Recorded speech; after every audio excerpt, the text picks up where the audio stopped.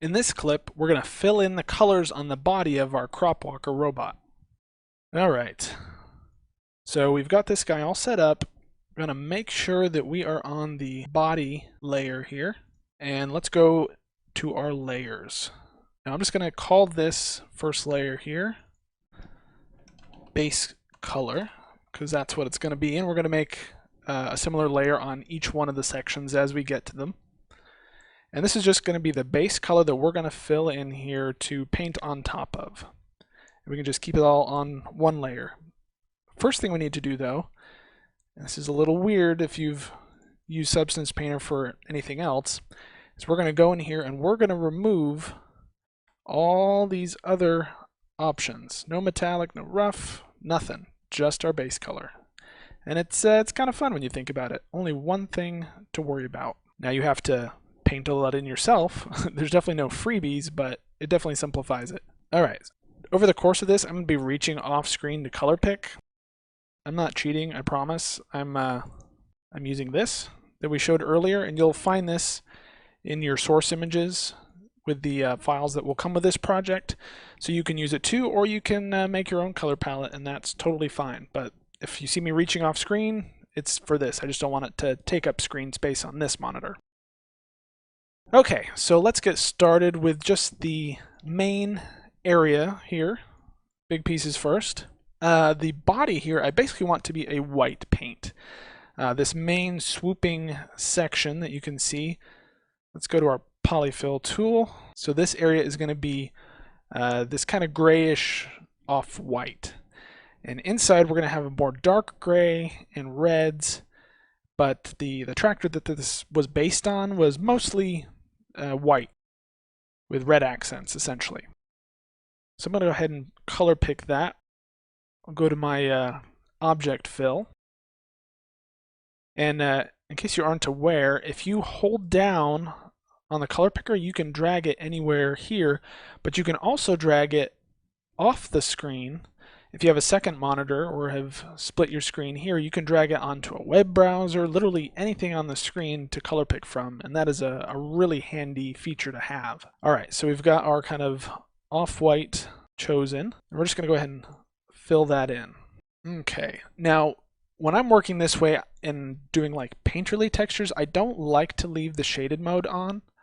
So if you hit the C key, it'll switch to this flat mode. Now we have the wireframe on, so we can still see our forms, but it just makes it easier to not let the shading mess with your perception of the color you're placing. So I'm going to work this way going forward. You can do it however you feel comfortable. Okay, so we've got that general white on, but I want to break things up. So I'm going to choose a little bit of a darker variation here, a little bit more of a gray, to color in these bands that travel along, just to break up the shape and define it a little better. Alright, so let's try our UVs. Maybe we'll get lucky.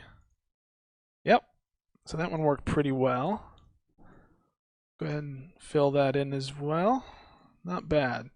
And that's why it's always worth trying the UV fill tool, because you might get lucky and save yourself a few clicks. Alright. Make sure we get everything. I don't have to come back for it later. There we go. Remembering to get the undersides, always a pain. And for what it's worth, as you're navigating, keep in mind that Substance will rotate from wherever your mouse is. So if my mouse is here, it's going to rotate around whatever point is underneath it. If I'm off to the side here, it's going to rotate on that. So if you feel like it's not doing what you want, keep that in mind and it might help as you navigate. Get all these little tries in here, trying to get away from me. If you can't tell, mostly this is just a lot of tedious work. But hey, if you're texture painting, you should be prepared for that. Alright, so let's get the one on top. We'll be about done. Those sides, man, I love it when the UV tool works. And, oh, there we go. Nope, see, I don't want that whole back face. I just want these two, so I'm going to switch to the quad fill. There we go. Okay, I think I got all the sides. It's looking good. I want to get this lower section as well. There we go.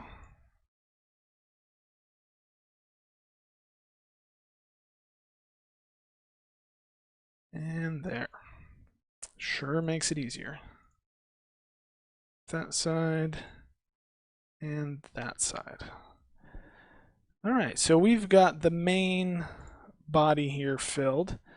Now let's start thinking about this other section. I'm going to go just a little bit darker color for in here. Nothing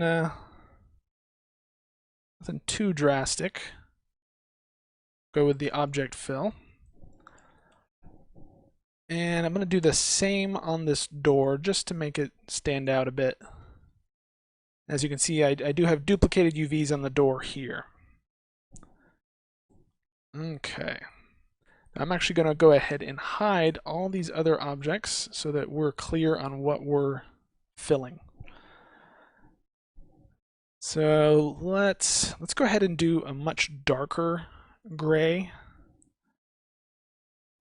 for this back piece. I'm going to go back to the UV fill. See if we'll get lucky. Yep. Very good. And then we're going to do a little bit lighter gray for the bars here. Those are duplicated across. Oops. I'm hitting Control-Z to undo, just like in most programs. Nothing too crazy. Okay. Oh, one couple polys got away. There we go. All right. So let's go ahead and finish up the rest of our grays on this part. I think we're pretty close. Although, well, it's always a tough choice, and we can always come back. Might want to break this up a bit. Get these bars just a little bit darker. Not as dark as what's below them. Oh, maybe I'll go a little lighter. We'll go slightly lighter.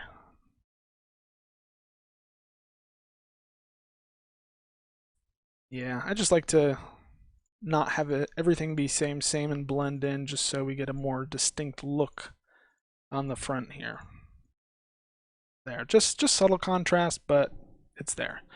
All right, the last of our grays are going to be right on these pipes. So we'll go to object fill. I want these mainly to be the similar white, and then we'll just go darker on the accents. All right. Well, let's see if we can get away with UVs. Don't know.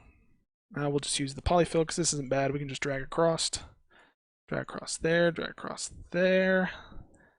Do the same with this top.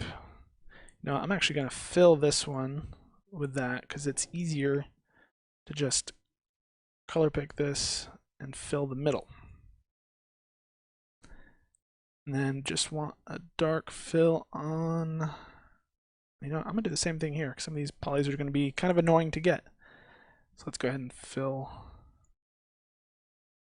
that with that. Or excuse me, we want to fill that with the darker. There we go.